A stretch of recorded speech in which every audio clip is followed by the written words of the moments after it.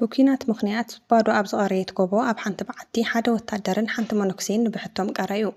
ብምንታይ ዓይነት ኩነታት ህይወቶም ዝቕፅሉ ይመስለኩም? ናይ ፊልምና ታሪኽ እንትጅምር ክላርክ ዝበሃል ወታደር ኣብ ሓንቲ ጀልባ ተዳኺሙ ደቂሱ ንምልከት። ክላርክ ሕዚ ዘለሉ ኩነታት ብጣዕሚ ኣተሓሳሰባ ዋላ እንተኾነ እሱ ግን ብርግፀኝነት ናብ ቅድሚት እንተተጓዒዘ ዝረድኣኒ ሰብ ኣይስእንን ኢሉ ብምሕሳብ እዩ ነይሩ ንባዕሉ እንደምንም ብሂወት ኣፅኒሑ ዝተኻኣለ ኩሉ ፃዕሪ እናገበረ ዝወፀ። ክላርክ በዚ ጀልባ ንዝሓለፉ ብዙሓት መዓልትታት እዩ እናተጓዓዘ ነይሩ። ሓዚ ድማ ኣብ ፊት ንፊቱ ሓደ ቦታ ተመልኪቱ ብጣዕሚ ተሓጎሰ። ካብታ ጀልባ ወሪዱ ድማ ብእግሩ ናብ መሬት የምርሕ። ኮይኑ ግን እቲ ቦታ ፀጥ ምባሉ ናይ ፀላኢ ሽርሒ ክኾን ይኽእል እዩ ኢሉ ብምፍራሕ ነታ ጀልባ ኣብ ዘላቶ ደው ኣቢሉ ንሱ እናተሽለኽለኸ ናብ ቅድሚት ብምጉዓዝ ኣብ ሓንቲ ኣረጊት ቤተ እምነት መእተዊ በሪ ይበፅሕ። ኣብዚ ግዜ ክላርክ ኣብዚ ሰብ ዘይነብረሉ ቦታ ከመይ እዚ ቤተ እምነት ክህሊ ክኢሉ ኢሉ ብምሕሳብ ብጣዕሚ ተጨነቐ። ናብቲ ቤተ እምነት ቅርብ እንትብል ድማ ሓንቲ መነኩሴ ኣፍ ደገ እናፅረየት እንትትወፅእ ረኣየ። እታ መነኩሴ ንክላርክ ሪኣ ብጣዕሚ ፈርሐት እሞ ይቅርታ እንታይ ኢኻ ደሊኻ ኢላ ሓተተቶ። ንሳ ንክላርክ ካብ ናይ ፀላኢ ወገን ከይኾነ ኣይተርፍን ኢላ እያ ሰጊኣ ነይራ። ክላርክ ነታ መነኩሴ ከረጋግዓ እናፈተነ ኣጆኻይ ትፍርሒ ኣነ ሰላማዊ ወታደር እየ ተፀጊመ እየ ይብላ። እታ መነኩሴ ነዚ ሰሚዓ ትረጋጋዕ እሞ ናብ ውሽጢ ንክኣቱ ትዕድሞ። ንሱ ድማ ናብ ውሽጢ እናኣተወ እናሃለወ ናይ ሓደ ሰብ መቃብር ይርኢ። ይኹን እምበር ክላርክ ብዛዕባ እቲ መቃብር ምንም ዓይነት ሕቶ ከየልዕለ ናብ ውሽጢ ይኣቱ። ድሕረዚ እታ መነኩሴ ሽማ አንጀሊና ከም ዝኾነን ኣብ ናይ ሃይማኖት ስርዓት ውሽጢ እትነብር ኣብቲ ቤተ እምነት ድማ በይና ከም ትነብር ብምዝራብ ትፋለጦ። ኣብዚ ዝመፁ መነኩሴታት ኩሎም ብስርዓት ሃይማኖት መሰረት ንምንባር እዩ ነይሩ። ኮይኑ ግን እቲ ቦታ ብፀላኢ ከም እተኸበበ ኣይፈለጡን ነይሮም። በዚ ምክንያት ድማ ኩሎም ኣብ ኢድ ፀላኢ ወደቑ። ናይቲ ቤተ እምነት ሓላፊ ዝኾኑ ኣባ ጆን ብዛዕባ እዚ ነገር ምስ ፈለጡ ንብሕቶም ምምፃእ ስለ ዘይከኣሉ ውሰዱኒ እናበሉ ንሰባት ዋላ እንተተማሕፀኑ ኮይኑ ግን ዋላ ሓደ ሰብ ከምፅኦም ስለ ዘይከኣለ ኣነ ጥራሕ ምስኦም ናብዚ ንምምፃእ ተገዲደ። ይኹን እምበር ንሕና ናብዚ እንትንበፅሕ ኩሎም መነኮሳት ተወዲኦም እዮም ፀኒሖምና ትብሎ። ብዛዕባኦም ዋላ ሓደ ሓበሬታ ኣይረኸብናን። ብወረ ከም እንሰምዖ ግን ነተን ደቂ ኣንስትዮ መነኩሴታት ንገሊአን ሸይጠምወን ንገሊአን ድማ ቀቲሎምወን እዩ ዝበሃል። ኣባ ጆን እውን ነዚ ምስ ሰምዑ ሓዘኖም ምፅዋር ኣብይዎም ብልቢ ድኻም ምክንያት ዓሪፎም በይነይ ድማ ክቐብሮም ተገዲደ ትብሎ ናብቲ መቃብር እናተመልከተት። ድሕሪኡ በይነይ እያ ኣብዚ በዓቲ ዝነብር ብምባል ንክላርክ ተናዘዘትሉ። ቀፂላ ድማ ክሳብ ሕዚ ድማ ማንም ሰብ ንዓይደልዩ ኣይመፀን ምክንያቱ ኩሉ ሰብ ኣነ ከም ዝሞትኩ እዩ ዝፈልጥ። ድሕሪዚ ክላርክ ንሱ እውን ናይ ኣሜሪካ ናይ ሓይሊ ባሕሪ ወታደር ምዃኑ ብምጥቃስ ናይ ግሊ ታሪኹ ክትርከላ ጀመረ። ናታቶም መርከብ ብፀላእቲ ሓያል መጥቃዕቲ በፂሕዋ ዋላ እንተወደመት ንሱ ግን ዕድለኛ ብምዃኑ ብሂወት ከም ዝተረፈን ጀልባ ረኺቡ ኣብቲ ባሕሪ ብምንስፋፍ ሕዚ ኣብ ፊት ነፊታ ክቕመጥ ከም ዝኸኣለ ይነግራ። ቀፂሉ ድማ ኣብ ደገ ዘሎ ኩነታት ብጣዕሚ ሓደገኛ ከም ዝኾነን ማንም ሰብ ስለ ማንም ሂወት ምንም ዓይነት ተገዳስነት ከም ዘይብሉ ይነግራ። ቀፂሉ ድማ ንስኺ ግን ከመይ ጌርክ ንበይንኻ ኣብዚ በዓቲ ክትፀንሒ ክኢል ክበላ። ንሳ ድማ ነዚ ሰሚዓ ደኒና ፍሽኽ በለት። ድሕሪ ዝተወሰነ ግዜ ድማ ክልቲኦም ናብ ደገ ወፂኦም ዝብላዕ ነገር ምእላሽ ጀመሩ። ክላርክ ናብ ሓደ ኦም ደይቡ ፍራፍረ ከውርድ ጀመረ። ኣብዚ ግዜ ክላርክ ዜሩ እንትርኢ ሓደ ፀልማት በዓቲ ከም ዘሎ ይርኢ። ድንገት ድማ ዒንቱ ኣብቲ ባሕሪ ናብ ዝነበረት ቆቋሕ ይዓርፉ።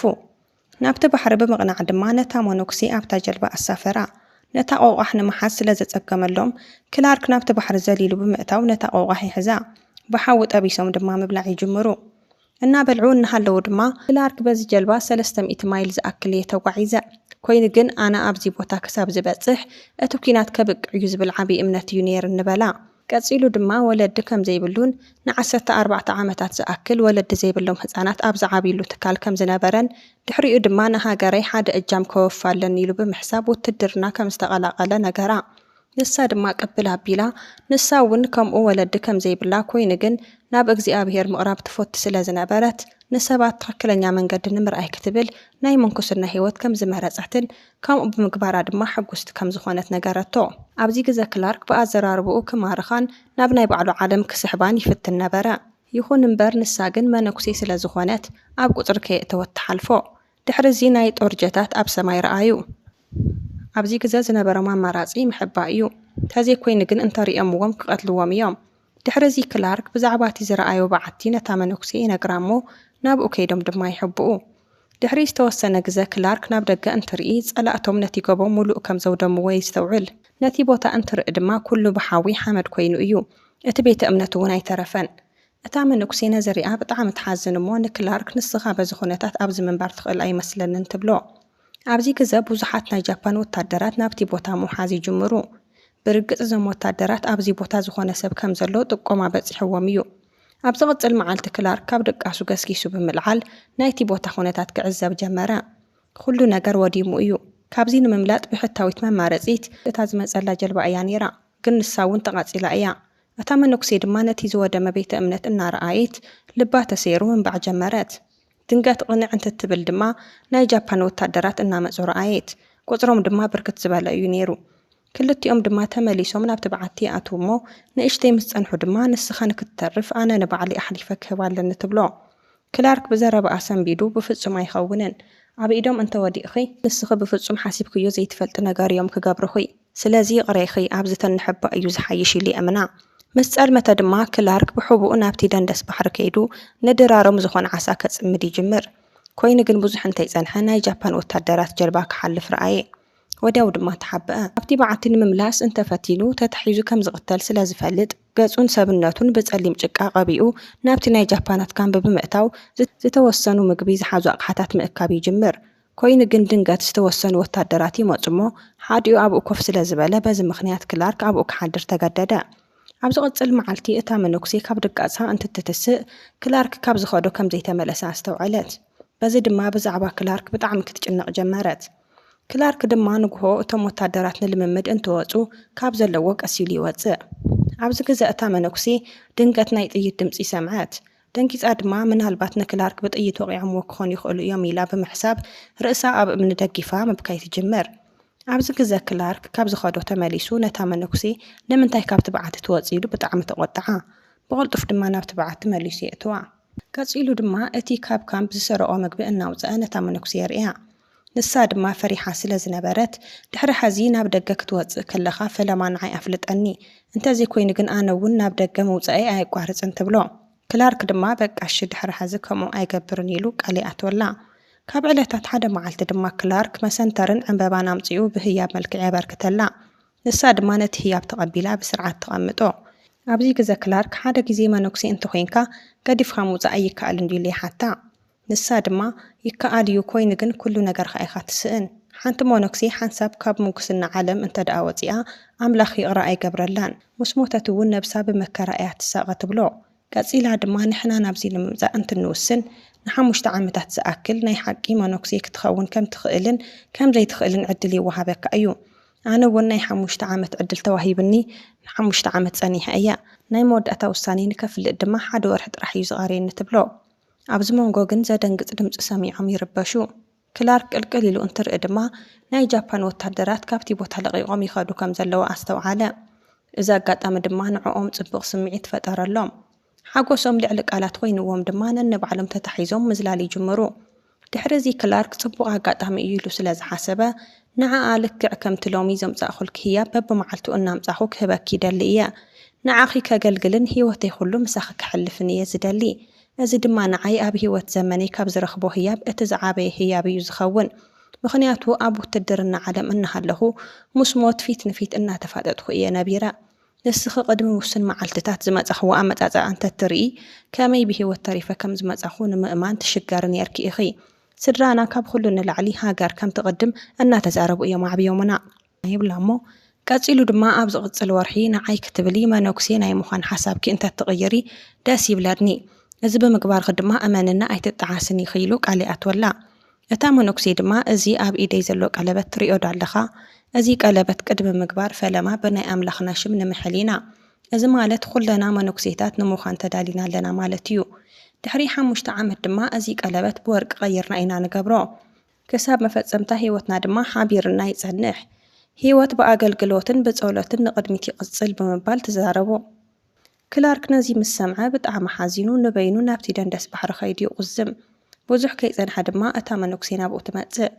ኣብዚ ግዜ ክላርክ ምናልባት ናትኺ ውሳነ ልክዕ ክኾን ይኽእል እዩ። ኣብዚ ኩነታት ገዲፈኪ እንተኸይደ ብኩናት ምኽንያት ሃለዋተይ ይኹን ሞተይ ንከይትፈልጢ ትኽእሊ ኢኺ ብምባል ብውሳነ ኣይስማዕማዕ።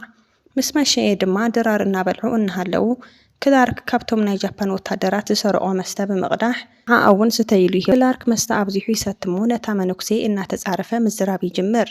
ንስኺ መነኩሴ ብምዃንኪ እንታይ ትጥቀሚ? እኳ ደኣስ ንዓይ ተትምርዓውን እዩ ዝሓሸኪ ይብላ። ሕሉፍ ሓሊፍዎ ድማ ኣገዲዱ ክደፍራ ይፍትን። እታ መነኩሴ በዚ ብጣዕሚ ሓሪቓ ካብቲ በዓቲ እናጎየየት ትወፅእ። ናብ ጫካ ኣትያ ድማ ካብ ዓይኑ ትስወር። ብጽባሒቱ ክላርክ ካብ ድቃሱ እንትትስእ ነታ መነኩሴ ኣብቲ በዓቲ ስእና ደንጊጹ ድማ ናብቲ ጫካ ይኸድሞ እታ መነኩሴ ባዕላ ስሒታ ኣብ ዝወደቐትሉ ቦታ ደቂሳ ይረኽባ። ክዳና እውን ብዝናብ በስቢሱ ነበረ።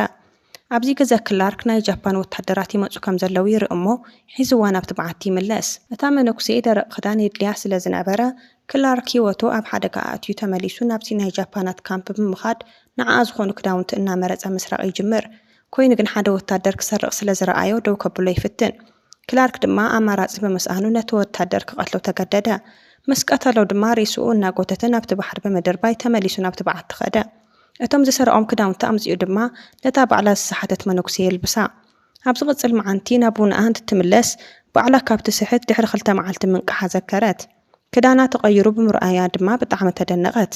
ንክላርክ እንትትሓቶ ድማ ኮነታትኪ ብጣዕሚ ከቢድ ስለ ዝነበረ ኣነ እየ ክዳን ቀይረልኪ ይብላ እሞ ብዝሓለፈ ምሸት ኮነ ኢላይ ኮንኩና ገዲደኪ በይዛኸ ይቅርታ ግበርለይ ይብላ። ንሳ ድማ ይቕረ ትገብረሉ እሞ ኣነ በኣኻ ምኽንያት ኣይኮንኩን ካብ ዝጠፊኤ ግን ሽዑ ንስኻ ትብለኒ ነገር ንዘይምስማዕ ወፂኤ ዝኸድኩ ትብሎ። ድሕሪ ዝተወሰነ ግዜ ድማ ከቢድ ናይ ተኩሲ ድምፂ ክስማዕ ጀመረ። ኣነ ብጣዕሚ እየ ተጋጊየ ማለት ድዩ እቶም ወታደራት ዝኸዱ እዩ መሲሉ ነይሩ ግን ተመሊሶም መፂኦም እዮም ማለት እዩ ዝኾነ ነገር ክገብር ሃለኒ ይበላ። እታ መነኩሴ ድማ ምናልባት ኣነ መነኩሴ ንክኸውን ፈጣሪ ኣይፈቐደለይን ማለት እዩ። ስለዚ ክልቴና ብሓደ ሞይትና ናብኡ ክንኸደሉ ኣሎ ማለት እዩ። ንምድሪ ምስንባት ድማ ናትና ተራ እዩ ትብሎ። ክላርክ ግን ናታ ግምት ክሰማዕ ኣይደለየን። ናብ ደገ ወፂኡ እንትርኢ ድማ እቲ ቦታ ብቦምብታት ይወድም ከም ዘሎ ኣስተውዓለ። እቶም ወታደራት ናይቲ ክላርክ ዝቐተሎ ወታደር ሬሳ ስለ ዝረኸቡ እዮም ተመሊሶም መፂኦም። ክላርክ ከምኡ ዝገበረ ንሱ ምዃኑ ነታ መነኩሴ ነግራ እሞ ንሳ ድማ ብጣዕሚ ተጨኒቓ ምፅላይ ትጅምር። ኣብዚ መንጎ ክላርክ ንስኺ ብሂወት ንክትፀንሒ ኣነ ወፂኤ ደይክህብ እየ ብምባል ይውስን። ኣብ መንጎኦም ድማ ጭቕጭቕ ይፍጠር። ንእሽተይ ፀኒሑ ድማ ካብ ደገ ናብቲ ንሶም ዘለውሉ ቦታ ድምፂ ክስማዕ ጀመረ። እቶም ወታደራት ናብቲ በዓቲ መፂኦም ኣብ ውሽጢ ዘለኻ ማንም ኩን ማንም እንተትወፅእ ይሕሸካ እንተዘይኮይኑ እዚ በዓቲ ብምፍራስ ኣብ ዘለኻዮ ክንቐትለካ ኢና ይብልዎ። ኣብዚ ገዛ ክላርክ ተስፋ ብምቑራፅ ሞቱ ክፅበይ ይጅምር። እታ መነኩሴ ድማ ብፍርሒ ምፅላይ ትጅምር። ክልቲኦም ኣብቲ ሰዓት ናይ መወዳእትኦም መዓልቲ ምዃኑ ምሕሳብ ይጅምሩ። ኮይኑ ግን ሕዚ እውን ካብ ደገ መፍርሒ ድምፅታት ይስምዑ ነበሩ። ናይ ቦምብታት ድምፅን ናይ ዝሞቱ ሰባት ድምፅን ይስምዖም ነበረ። እቶም ወታደራት ድማ ምህዳም ይጅምሩ። ኣብዚ ግዜ ክላርክ ናይ ኣሜሪካ ወታደራት ከም ዝመፁን ነቶም ፀላእቲ የሳድድዎም ከም ዘለውን ገመተ። ኮይኑ ግን እቶም ፀላእቲ በብቦትኡ ቦምባ ኣፅሚዶም ስለ ዝኸዱ ካብቲ በዓቲ ምውፃእ ንዕኦም መተኣማመኒ ኣይነበረን።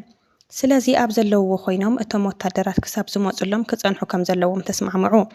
ድሕሪ ዝተወሰነ ግዜ ድማ ክላርክ ሓደ ሓሳብ ናብ ኣእምሮኡ ይመፀሉ እሞ እቶም ናይ ኣሜሪካ ወታደራት ናብኦም እንተደኣ መፂኦም በቲ ጃፓናት ዘፅመድዎ ፈንጂ ኩሎም ከም ዝሞቱን ንባዕሎም እውን ከም ዘይተርፉን ይነግራ። ቀፂሉ ድማ እቶም ፈንጂታት ከፍሽሎም ከም ዘለዎን እቶም ወታደራት መፂኦም ክድሕንዎም ክገብር ከም ዘለዎ ይነግራ። ናብ ደገ ምስ ወፀ ድማ ዋላ ሓደ ናይ ጃፓን ወታደር ብሂወት ከም ዘይተረፈ ተዓዘበ። ነቶም ቦምብታት ድማ ከፍሽሎም ጀመረ። ኣብ መወዳእታ ድማ ናብቲ ዋና መፈንድእ ማሽን ይበፅሕ እሞ ነቲ ሲስተም ጠቕላላ ብምጥፋእ ነቲ ማሽን ከም ዘይሰርሕ ገይሩ የበላሽዎ። በዚ ድማ እቲ ማሽን ነቶም ፈንጂታት ምፍንድኡ ደው የብል። ክላርክ ብዙሕ ስለ ዝተንገላትዐ ብጣዕሚ ተጎዲኡ ይምለስ። ይኹን እምበር ናይ ብዙሓት ወታደራት ሂወት ግን ኣትሪፉ እዩ። ድሕሪ ዝተወሰነ ግዜ ድማ ኩሉ ነገር ተረጋጊዑ ሰላም ይኾን እሞ ክልቲኦም ካብቲ ቦታ ይወፁ። ክላርክ ድማ ናተይ መወዳእታ ከይቐረባ ኣይተርፍን ክልቴና ደጊምና ዘይክንራኸብ ንኽእል ኢና እዚ ናይ መወዳእታ ርክብና ክኸውን ይኽእል እዩ ብምባል እናተሳቐየ ይዛረባ። ንሳ ድማ ንብዓት እናሓነቓ ንብዙሕ መዓልትታት ናይ ምንባር ተስፋ ሂብካኒ ኢኻ ግን ኣብ ኩሉ ግዜ ኣብ ውሽጢ ልበይ ትነብር ኢኻ ዋላ ነዊሕ ርሕቐት እንተተረሓሓቕና ኩሉ ግዜ ናይ ልቢ መሓዘይ ኮይንካ ትፀንሕ ኢኻ ትብሎ። ኣብዚ ግዜ ክልቲኦም ተረኣዮም ምንባዕ ይጅምሩ። እዚ ከምዚ ኢሉ እናሃለወ ናይ ኣሜሪካ ወታደራት መፂኦም ንክልቲኦም በሰላም ሒዘምዎም ይምለሱ። እታ መነኩሴ ክላርክ ናብ ሕክምና እንትኸይድ እናተኸተለቶ ትኸይድ።